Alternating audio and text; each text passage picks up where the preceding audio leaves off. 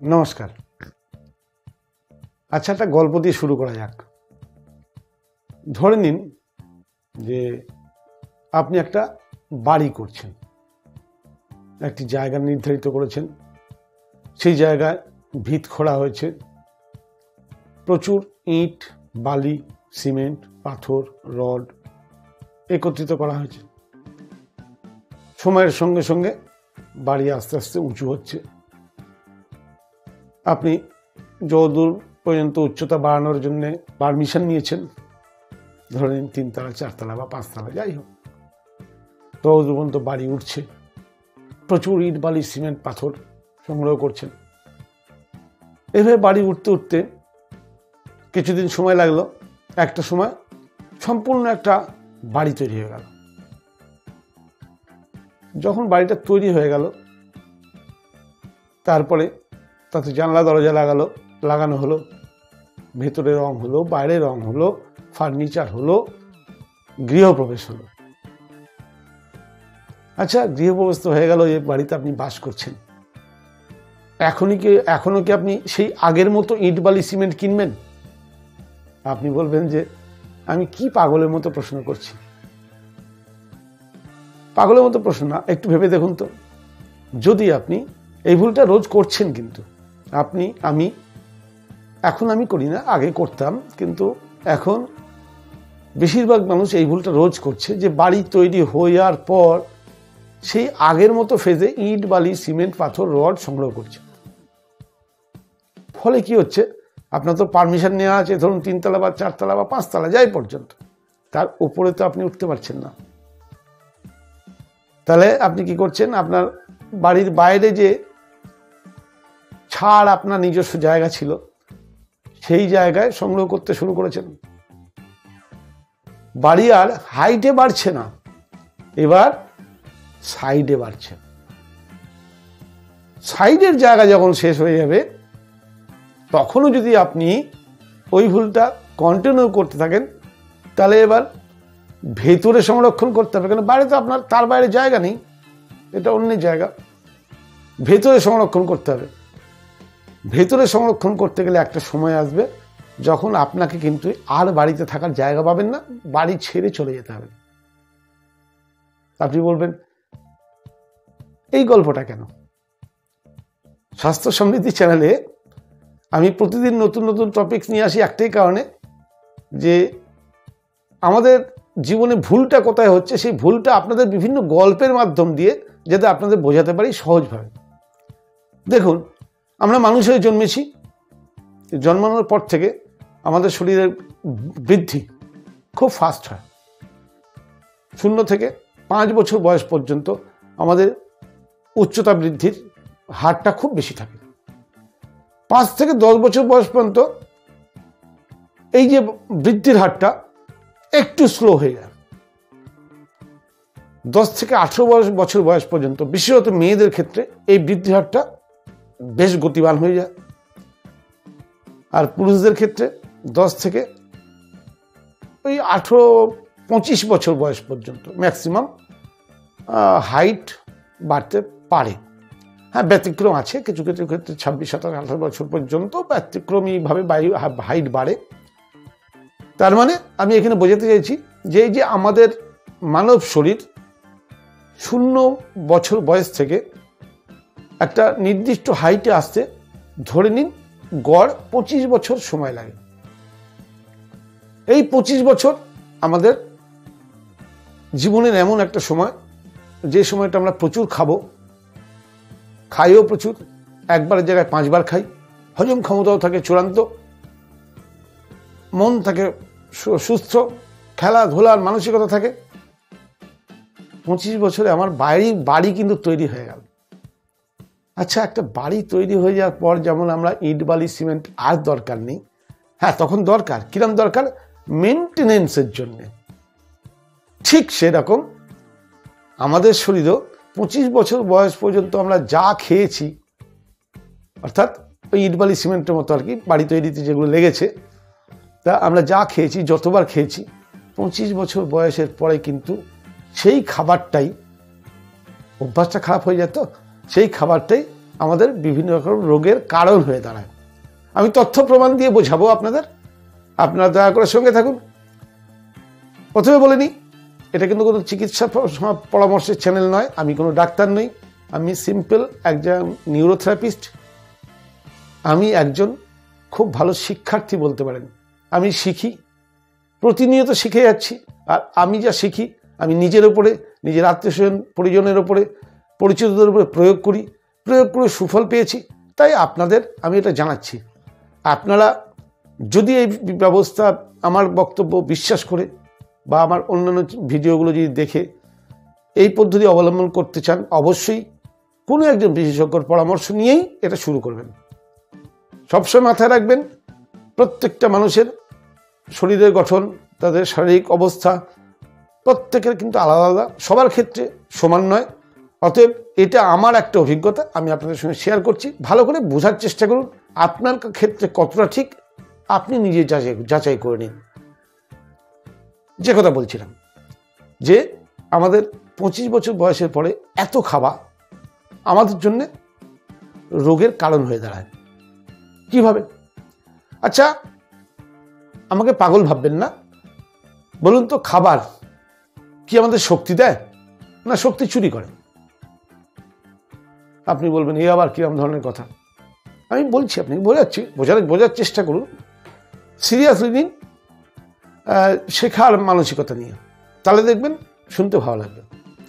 আচ্ছা, প্রথম কথা বলুন, কোনো কুস্তিবীর কুস্তি করতে যাচ্ছে, তার কুস্তির আখড়ায় প্রোগ্রাম আছে, সে কি পেট ভরে খেয়ে দিয়ে কুস্তি করতে যায়? যায় না। কেউ নাচের প্রোগ্রামে যাচ্ছে, প্রচুর শক্তি দরকার, নাচতে প্রচুর শক্তি লাগে, তার 2 ঘন্টার প্রোগ্রাম আছে, তাহলে সে কি আগে খেয়ে দিয়ে পেট ভর্তি করে যায়, যে ওই শক্তি লাগবে বলে খেয়ে দিয়ে পেট ভর্তি করে যায়? আপনি মনে করে দেখুন তো, আপনি ছোটবেলায় যখন স্কুলে ফাইনাল পরীক্ষা দিতে যেতেন, হাফ ইয়ারলি, অ্যানুয়ালি যখন পরীক্ষা দিতে যেতেন, মা বাবা কি মাছ মাংস ডিম পেট ভরে খাওয়াতো? মা বলতো না না, হালকা খেয়ে যা, পরীক্ষা, দই খা, হালকা খা, রিচ খাবার খেতে নেই। তাহলে যদি মাছ মাংস ডিম বা বেশি খাওয়া যদি শক্তি যোগায়, তাহলে কেন এই যে উদাহরণগুলো দিলাম, এখানে কেন খাওয়ার প্রয়োগ নেই?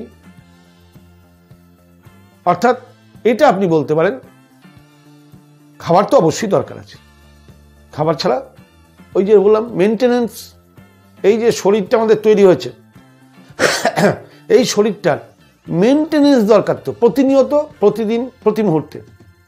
তাহলে মেনটেনেন্স কিন্তু বিভিন্ন কারণে হয়, হাওয়া, জল, খাবার, এরকম বিভিন্ন জিনিসের, তার মধ্যে খাবার একটা পার্ট। কিন্তু আমরা আজকের যুগে যে পরিমাণে খাবার খাচ্ছি, অর্থাৎ যে পরিমাণে ইট বালি সংগ্রহ করছি, ফলে কি হচ্ছে, আমাদের তারা হাইটে বাড়ছে না, সাইডে বাড়ছে। বুঝতে পারছেন আপনার রহস্যটা কোথায়? এবার আপনি বলবেন তাহলে এই খাবো না? না, নিশ্চয়ই খাবেন, খেতে তো হবেই, কিন্তু বেশি খেলে বেশি রোগ, কম খেলে কম রোগ, এইটা মানুন। কারণ আমি আপনাকে তথ্য প্রমাণ দিয়ে দেখাবো যে আজকের দিনেও বিজ্ঞান প্রমাণ করছে, একসময় তো ঋষিমুনিরা বলেওছেন, আজকের দিনে বিজ্ঞান প্রমাণ করছে যে কম খেলে আপনি বরং রোগের হাত থেকে ফেরত আসতে পারবেন, আর যত বেশি খাবেন তত বেশি আপনি রোগগ্রস্ত হবেন।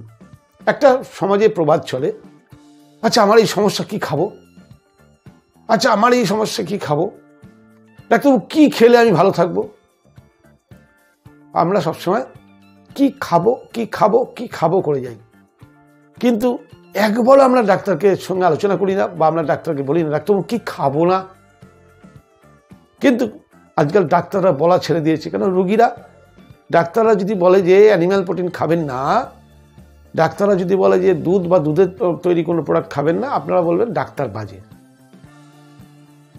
কারণ খাবো না শুনতে অভ্যস্ত নয় মানুষ, মানুষের মানসিকতা এখন এরকম হয়ে গেছে, আমি সব খাবো, সঙ্গে ওষুধ খাবো। যার জন্যই তো সমাজে আজকে আপনি দিনের পর দিন ওষুধ খেয়ে যাচ্ছেন, কিন্তু রোগ থেকে বেরোতে পারছেন না। এই প্রসঙ্গে 2016 সালে একজন জাপানি বিজ্ঞানী ডক্টর ওশিনোরি ওসুমি, তিনি কোষ বিশেষজ্ঞ, আমাদের হিউম্যান সেল বিশেষজ্ঞ, তিনি রিসার্চ করে নোবেল প্রাইজ পেলেন অটোফেজির উপরে, যে আমাদের শরীরে আমরা যদি অটোফেজি চালু করতে পারি তাহলে আমরা বিভিন্ন রোগ থেকে মুক্ত হতে পারি। ওশিনোরির বক্তব্য অনুযায়ী, এই যে বক্তব্যগুলো আমি বলছি এগুলো কিন্তু আমার বক্তব্য, কখনোই ভাববেন না, যেহেতু আমি কোনো ডাক্তার নই আর আমি কোনো সায়েন্টিস্টও নই। ওশিনোরির বক্তব্য অনুযায়ী যদি আমরা শরীরে অটোফেজি চালু করতে পারি তাহলে আমাদের কোষের সমস্ত ডেড সেল, সমস্ত, আমরা তো বহু কোষের সমাহার, কোটি কোটি ট্রিলিয়ন সেলের সমাহার হচ্ছে আমরা। তাই প্রতিটা সেলের ভেতরে যে ডেড সেল থাকে, যার থেকে বিভিন্ন সমস্যা, বিভিন্ন রোগ, ইভেন ক্যান্সার পর্যন্ত হয়, সেই সেলের সাফাই খুব স্মুথলি, খুব ভালোভাবে হয় অটোফেজি চালু করলে। ওশিনোরি অসুমির মতে যে কোনো সমস্যা, যে কোনো রোগে ব্রেক লাগাতে সাহায্য করে অটোফেজি। যে কোনো রোগে, যে কোনো রোগের যে বাড়ার স্পিড, যে কোনো রোগ কি হচ্ছে, যে গতিতে বাড়ছে সেই গতিকে স্লো করার ক্ষমতা রাখে। দেখা যাচ্ছে যে আপনি যে রোগে ভুগছেন সেই রোগে হয়তো ডাক্তার বলছে আপনি আর 5 বছরের বেশি বাঁচবেন না, কিন্তু আপনি যদি শরীরে অটোফেজি চালু করেন আপনি হয়তো ওই রোগেই হয়তো আপনার ক্ষতি হবে, কিন্তু আপনি 15 বছর পর্যন্ত বাঁচতে পারেন।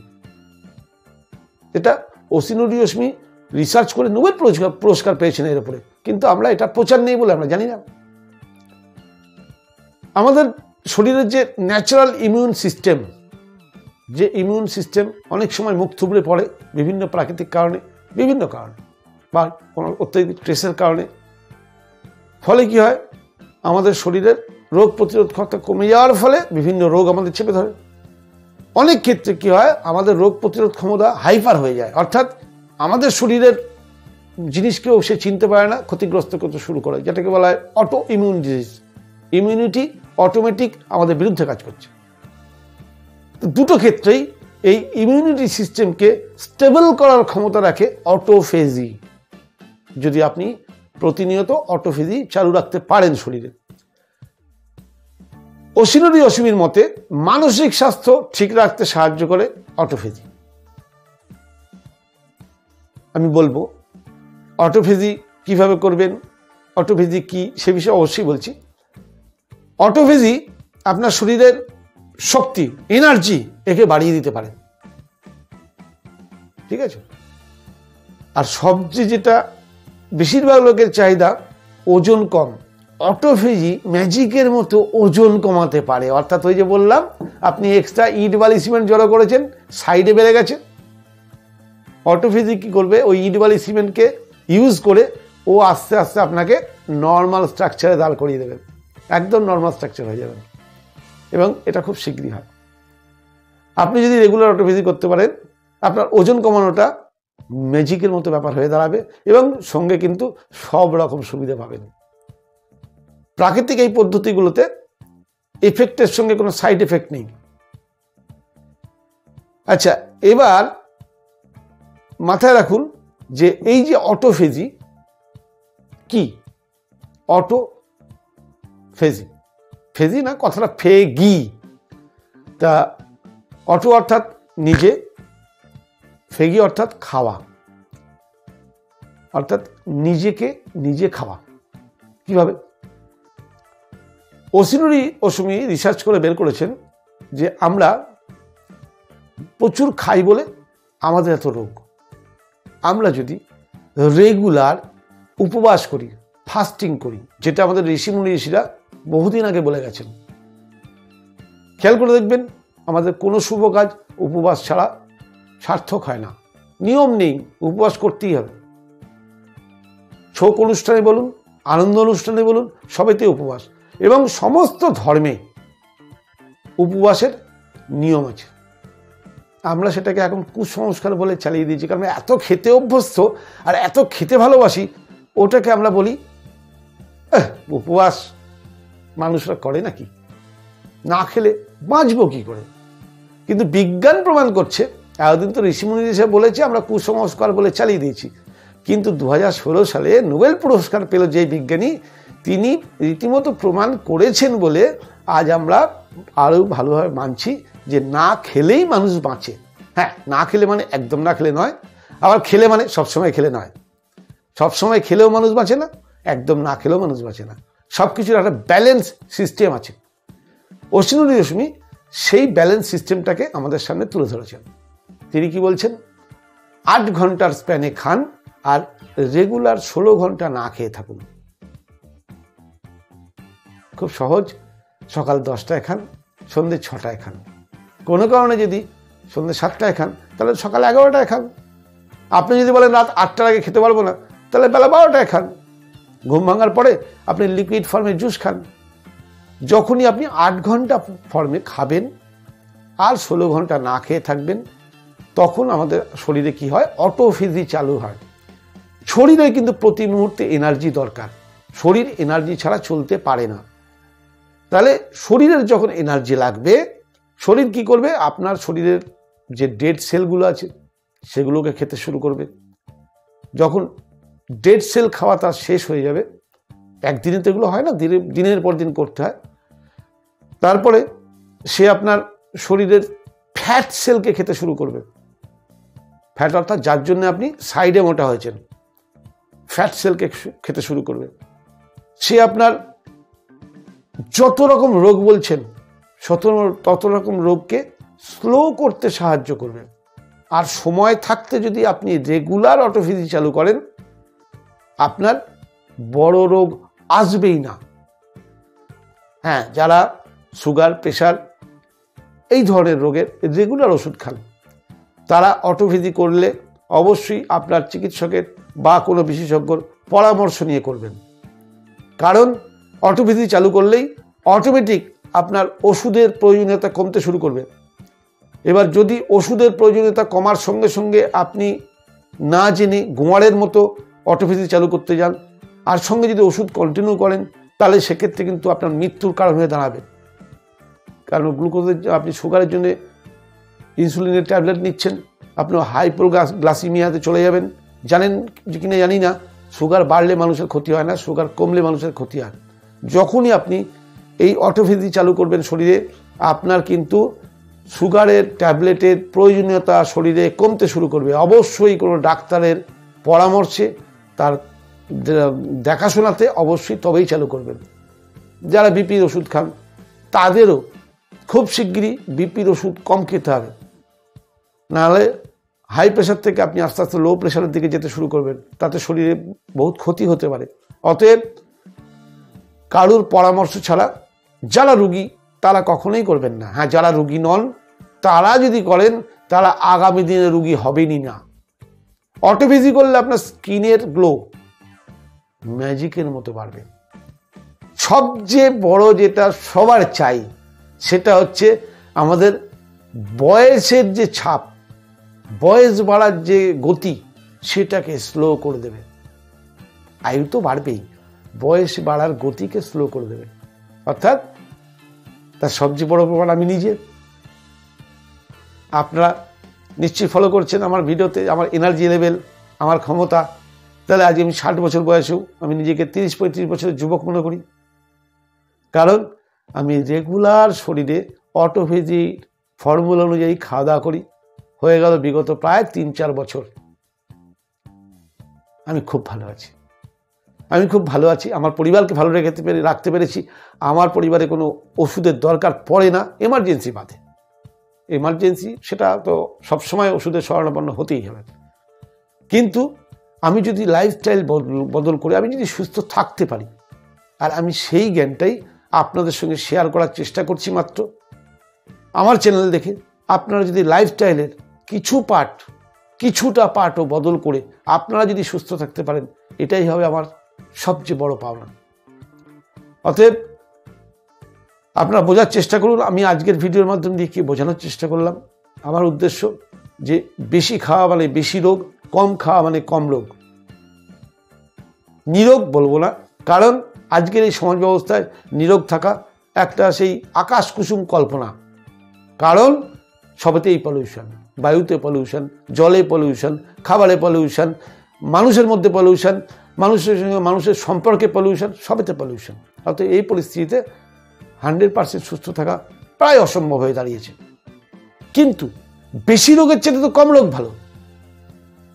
অর্থাৎ খান, কিন্তু কম খান। কতটা খাবেন, কিভাবে খাবেন, অবশ্যই কোনো বিশেষজ্ঞর কাছ থেকে ডিজাইন করে নেবেন, বা দরকার পড়লে আমার কাছ থেকে যদি কোনো সাহায্য চান, ডেসক্রিপশন বক্সে আমার নাম্বার দেওয়া আছে, যোগাযোগ করে নেবেন। কিন্তু নিজে নিজে কখনো ভুল করেও কোনো সিদ্ধান্তে যাবেন না। যারা অসুস্থ, যারা রেগুলার মেডিকেশনে আছেন, ভুল করে ওষুধ ছাড়বেন না, বিপদ হতে পারে। আপনি ওষুধের সঙ্গে একজনের গাইডে অবশ্যই আপনি এই মতামতগুলো প্রয়োগ করতে পারেন, তাতে আপনি ফল পাবেন, আপনি সুস্থ থাকবেন, অন্তত যা আছেন তার চেয়ে ভালো থাকবেন। অর্থাৎ ইট বালি সিমেন্ট সংগ্রহ করা বন্ধ করুন না। মেনটেন্যান্সের জন্য যেটুকু লাগে সেটুকুই আনুন, বেশি আনলে কিন্তু সমস্যা হয়েছে। আজকে সমাজে সবাই সাইডে বডির ওজন বইতে পারছে না, হাঁটুর সমস্যা, হাঁটুর বিশাল কষ্ট, কোমরে বিশাল সমস্যা, স্পন্ডিলা, ঘাড়ে স্পন্ডিলাইটিস, কোন দিকে যাবেন? সঙ্গে তো লিভারের প্রবলেম আছেই। অটোফেজি চালু করলে লিভার খুব ভালো থাকে, কারণ হচ্ছে লিভারের যখন কাজ কমে গেল, শরীরে যখন কোনো টক্সিন নেই, শরীরে যখন ডেড সেল নেই, লিভার বিন্দাস। লিভার যদি ঠিক থাকে, লিভার কেন বলি শরীরের সেকেন্ড ব্রেন, তাহলে লিভার যদি ঠিক থাকে আপনি ঠিক, আপনার চামড়ায় এমনি গ্লো এসে যাবে, বয়সের ছাপ এমনি কমে যাবে। অতএব আসুন না সবাই মিলে জীবনশৈলী বদলে যদি আমরা ভালো থাকার ব্রত মেনে চলতে পারি, ঋষিমুনিষীদের যে মতামত বা আজকের আধুনিক বিজ্ঞানের যে ভালো দিকগুলো, সেগুলো নিয়ে আমরা যদি বাঁচতে পারি, সেটাই তো আমাদের সবচেয়ে আনন্দের কথা নয় কি? যদি আমার প্রোগ্রামটা আপনাদের ভালো লেগে থাকে তাহলে অবশ্যই চ্যানেলটিকে সাবস্ক্রাইব করবেন। আর প্রতিনিয়ত যারা আমার ভিডিওকে দেখছেন তারা প্রত্যেকে লাইক করুন, মতামত জানান, কমেন্ট করে মতামত জানান কেমন লাগছে, আগামী দিনে কি জানতে চান। আর বেশি বেশি করে শেয়ার করুন, যাতে আরও বেশি লোক আমার এই চ্যানেলের বক্তব্য জানতে পারে এবং বুঝতে পারে। কেন আমি এই চ্যানেলে যা বলি একটু খেয়াল করে দেখবেন, এইভাবে কেউ বলে না। আমার উদ্দেশ্য তো বিক্রি করা নয়, আমার উদ্দেশ্য কোনো চ্যানেলে, মানে প্রত্যেক চ্যানেলে দেখবে পিছনে কিছু উদ্দেশ্য থাকে। আমার উদ্দেশ্য বিক্রি করা নয়, আমার উদ্দেশ্য আমি যা পেয়েছি, আমি যা জেনেছি সেটা আপনাদের সঙ্গে শেয়ার করা। অতএব আশা করব আমাকে সমর্থন করবেন, আমার সঙ্গে থাকবেন। আগামীকাল আবার কোনো নতুন বিষয় নিয়ে আসবো। আজকের মতো এখানেই থাক।